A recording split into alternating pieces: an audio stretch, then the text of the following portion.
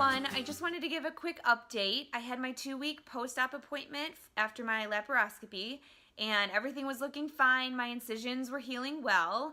My fallopian tubes were sent to a pathologist, and they came back basically confirming that I had hydrosalpinx in both of my tubes. My tubes were enlarged, they were full of fluid, they were kind of hard, which they shouldn't be.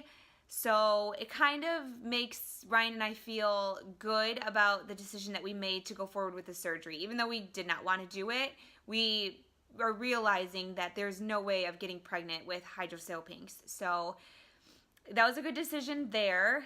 One thing I wanted to share for people who are having a laparoscopy coming up or have had one, maybe something was said to me about this, or maybe it wasn't, I don't remember, but about 2 to 3 weeks after my surgery, I started bleeding randomly for a few hours, and I didn't know what that was about. I just kind of assumed that my body was just kind of confused as to what was going on, but I just kept thinking that I was getting my period really early. So I had called my gynecologist a few days ago and was telling her that this has happened about 3 or 4 times now, and they basically just said that that was normal. So for those of you who are planning on getting a laparoscopy, just know that that may happen and that it's normal, because I didn't know that it was normal. I was just kind of concerned about it. But my last video, in the last video, we were basically waiting on getting my next cycle, which I got yesterday. Today's April 18th, so I called my IVF doctor, spoke with the nurse. She told me to take birth control in a few days. That's just to regulate my body and kind of puts everything in my IVF doctor's hands, because they're going to control everything from here on out. So they will tell me how long to stay on it, when to get off of it. And in the meantime, while on birth control, I have a few doctor's appointments that I need to go to, and I have a bunch of tests that they want me to have done. So I will do that. We'll keep you posted on what goes on there. And then in the meantime as well, in the next couple of weeks, we will meet with the IVF coordinator, and we will get our schedule, our calendar that has all the medications that we need to take for each day. It's kind of like a training, so we'll be trained on how to give the injections and all that fun stuff. Probably be a very overwhelming day, but we'll get through it. And then after that, the nurse was saying that on May 28th, is the day that I should be able to start my injections and all my medication and stuff. So really when the IVF process starts.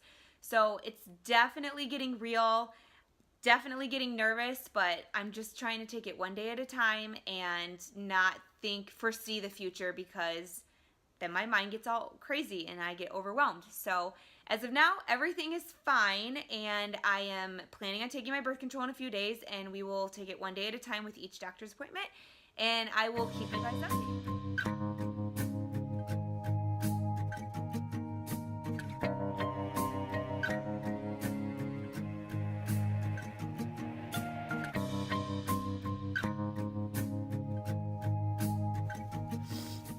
So, I just got done at my IVF appointment, and I'm just like, just a mess. I thought I was going in to get labs done and be done after that, and I ended up meeting with the coordinator, and it's just every time I go in, it is something new, and it is just so overwhelming. Now I understand why people say IVF takes over their life, because it does.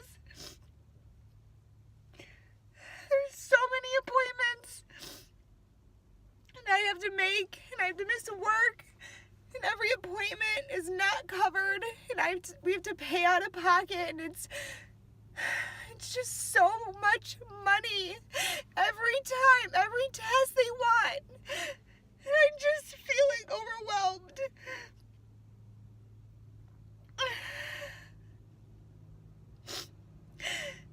And then to find out medication we were told was gonna cost $3,000 to $5,000, and she tells me today it's gonna be $6,000 to $8,000, and I can't even.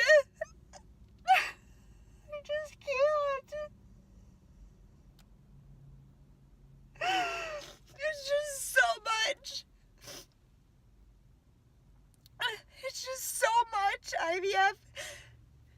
being covered by insurance. I don't know what people are thinking. Who has this kind of money? I don't know, I'm frustrated. I'm just frustrated because I want to get started with IVF for the final outcome, but it's just costing an arm and a leg every single time we go to the doctor's office.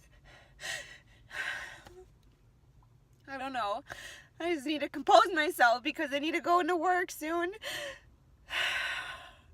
I just wanted to kind of give you, this is really what IVF does. It does what it does to me, at least, and we really haven't shown that part, so if you wanted to see the real raw emotion, here it is.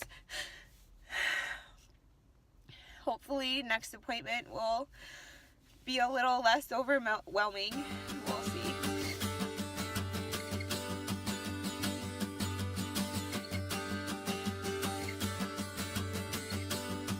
Okay, now that I am a little more calm from my last video, it's been a few days, I've been able to process a lot. Just to kind of clarify on Friday why I was so upset, it was just I was supposed to go in for labs, and it ended up being that I was meeting with a few coordinators in the financial department, and I wasn't prepared for that, and I was just thrown a lot of information, and I was told I needed to make all these appointments, and all these appointments were this amount of money for each one, and I was just thrown off and overwhelmed and didn't know how we were going to pay for some of these appointments. And so just to clarify, I talked to the IVF head of the coordinator, I believe, and we've been talking a few times now, and she has been very easy to talk to, very understanding, and she had explained some things that were covered that were not told to me. I was told, you know, certain appointments were this amount of money, and then after talking to her, she was saying, no, that's included. So it helps when everybody's on the same page, because going through infertility as is hard enough, and being thrown the financial aspect makes it even worse, and, you know, knowing that you have to miss work, and it all just is a lot to take in. So I feel a little better about that. Yes, some appointments we will still have to pay for, but that's fine.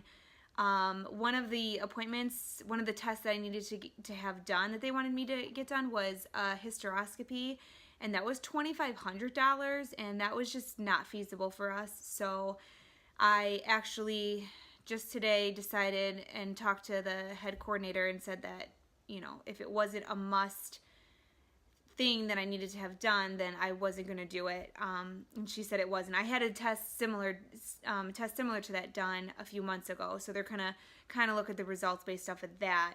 So I'm not doing that, but I was supposed to go in tomorrow, so I guess the next time we do our video will be we meet with our coordinator, and that's when we will get all the training on the medications and order the medications. And then we have a trial transfer. My doctor will do like a trial run for when the transfer day comes. And then we will meet with our IVF doctor one more time before the process kind of gets started. Again, just to recap, May 28th is the day I should be able to start, but I'll find out May 23rd if I get the go on that. So, I don't know. I am better now that I've had a few days, but again, it makes the world of a difference when the office is organized and everyone's on the same page, and you don't have one person telling you one thing and another person telling you another. So that is that. Just hoping for the best, and we will keep you updated in the next couple of weeks.